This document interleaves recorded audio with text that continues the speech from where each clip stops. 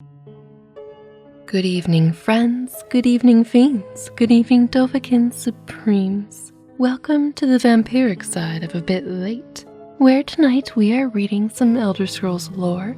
This one was a special recommendation for spooky season, Immortal Blood. And I must say, I do like it. And I hope you like it too. So, do get comfy, get cozy, summon your animal familiars about you, light some candles, turn on your fairy lights, get your coffee, tea, or anything you need to settle in for tonight's chilling story. Immortal Blood. The moons and stars were hidden from sight, making that particular night especially dark. The town guard had to carry torches to make their rounds, but the man who came to call at my chapel carried with him no light. I came to learn that Vampiric could see in the dark almost as well as the light, an excellent talent considering his interests were exclusively nocturnal. My, Morvath, what are your exclusively nocturnal interests? One of my acolytes brought him to me, and from the look of him, I at first thought he was in need of healing. He was pale to the point of opalescence with a face that looked like it had once been very handsome before some unspeakable suffering. The dark circles under his eyes bespoke exhaustion, but the eyes themselves were alert, intense, almost insane. He quickly dismissed my notion that he himself was ill, though he did want to discuss a specific disease.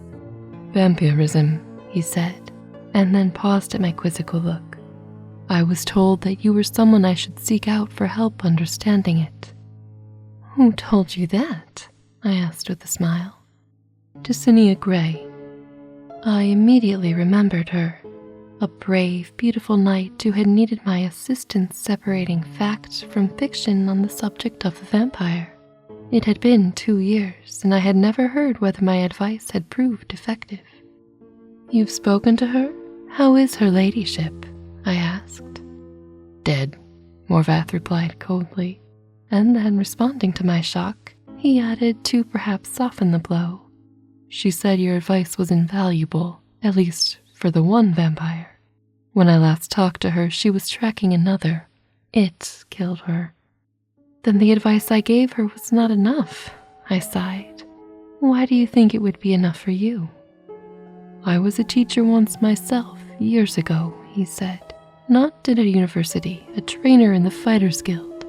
But I know that if a student doesn't ask the right questions, the teacher cannot be responsible for their failure. I intend to ask you the right questions. Oh, Morvath, are you saying that her questions weren't good enough? Poor Tessania. And that he did. 4 hours. Oh, poor question here. He asked questions and I answered what I could, but he never volunteered any information about himself. He never smiled. He only studied me with those intense eyes of his, committing every word I said to memory. Finally, I turned the questioning around. You said you were a trainer at the Fighters Guild. Are you on assignment for them? No, he said curtly. Guy is curt. And I finally could detect some weariness in those feverish eyes of his. I would like to continue this tomorrow night if I could. I need to get some sleep and absorb this. You sleep during the day, I smiled.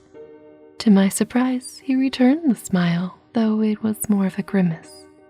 When tracking your prey, you adapt their habits. The next day, he did return with more questions, these ones very specific. He wanted to know about the vampires of Eastern Skyrim. I told him about the most powerful tribe, the Volkihar clan, paranoid and cruel, whose very breath could freeze their victims' blood in their veins. I explained to him how they lived beneath the ice of remote and haunted lakes, never venturing into the world of men except to feed.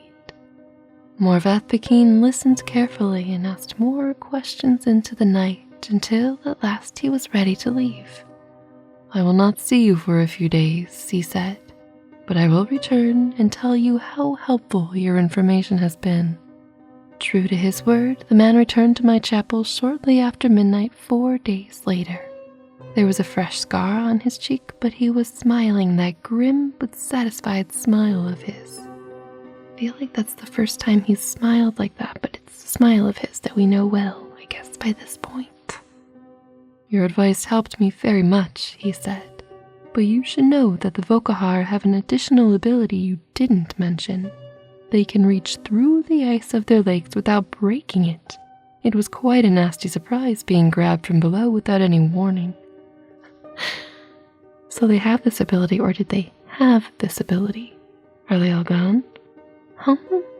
Anyway, how remarkable, I said with a laugh. And terrifying. You're lucky you survived. I don't believe in luck, of course you don't. I believe in knowledge and training. Your information helped me, and my skill at melee combat sealed the bloodsucker's fate. Sealed their fate. I've never believed in weaponry of any kind. Too many unknowns. Even the best swordsmith has created a flawed blade, but you know what your body is capable of. I know I can land 1,000 blows without losing my balance, provided I get the first strike. Wait, but a body is fallible too. Like, oh no, I threw out my arm. Huh? Anyway, the first strike, I murmured. So you must never be surprised. That is why I came to you, said Morvath. You know more than anyone alive about these monsters, in all their cursed varieties across the land. Now you must tell me about the vampires of Northern Valenwood.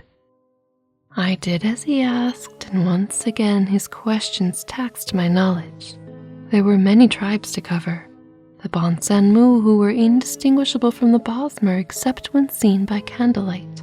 The Kirillith, who could disintegrate into mist. The Yakif, who swallowed men whole. The dread Telbeth, who preyed on children, eventually taking their place in the family, waiting patiently for years before murdering them all in their unnatural hunger. That's a long game. Once again he bade me farewell, promising to return in a few weeks, and once again he returned as he said, just after midnight. This time Morvath had no fresh scars, but he again had new information. You were wrong about the Kirillith being unable to vaporize when pushed underwater, he said, patting my shoulder fondly. Fortunately, they cannot travel far in their mist form, and I was able to track it down. This is like the ultimate but actually person. Oh no. Such a jocular attitude. It must have surprised it fearfully. Your field knowledge is becoming impressive, I said. I should have had an acolyte like you decades ago.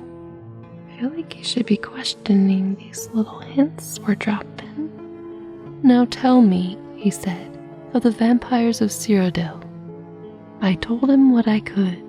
There was but one tribe in Cyrodiil, a powerful clan who had ousted all other competitors, much like the Imperials themselves had done. Their true name was unknown, lost in history, but they were experts in concealment. Are we leveling up that? If they kept themselves well fed, they were indistinguishable from living persons. They were cultured, more civilized than the vampires of provinces, preferring to feed on victims while they were asleep, unaware. Be careful when you sleep tonight, friends and fiends. Be aware. They will be difficult to surprise, Morvath frowned. But I will seek one out and tell you what I learn. And then you will tell me of the vampires of High Rock and Hammerfell and elsewhere in Blackmarsh and Morrowind and the Somerset Isles, yes? I nodded, knowing then that this was a man on an eternal quest. He wouldn't be satisfied with but the barest hint of how things were. He needed to know it all. He did not return for a month, and on the night that he did, I could see his frustration and despair, though there were no lights burning in my chapel. I failed, he said as I lit a candle. You were right. I could not find a single one. Oh, so sad. I brought the light up to my face and smiled. He was surprised, even stunned by the pallor of my flesh, the dark hunger in my ageless eyes. and the teeth. Oh yes, I think the teeth definitely surprised the man who could not afford to be surprised. I haven't fed in 72 hours, I explained as I fell on him. He did not land the first blow or the last. The end of Immortal Blood. If you go chasing vampires and finding out all there is to know when you're looking for the most concealed, you're gonna find them, and that might be the last thing you do. Farewell, Morvath Pekin. But hey, you're now immortal in the book Immortal Blood, so that's pretty cool. What a great consolation prize. Sweet. Anyway, I hope you enjoyed tonight's little spooky Skyrim dive. It was fascinating learning about all the different vampire tribes in the different areas of Cyrodiil, specifically Skyrim, and how they have adapted to catch their prey. Now we know what to look for, so do be careful, friends and fiends, and when you sleep, sleep with one eye open maybe. Or a bunch of garlic by your windows. I don't know if that works for these vampires. But anyway, off to sleep and dream what you will, or stay a while and enjoy another tale. Whichever you choose, I'll speak to you again, and until then, post throat.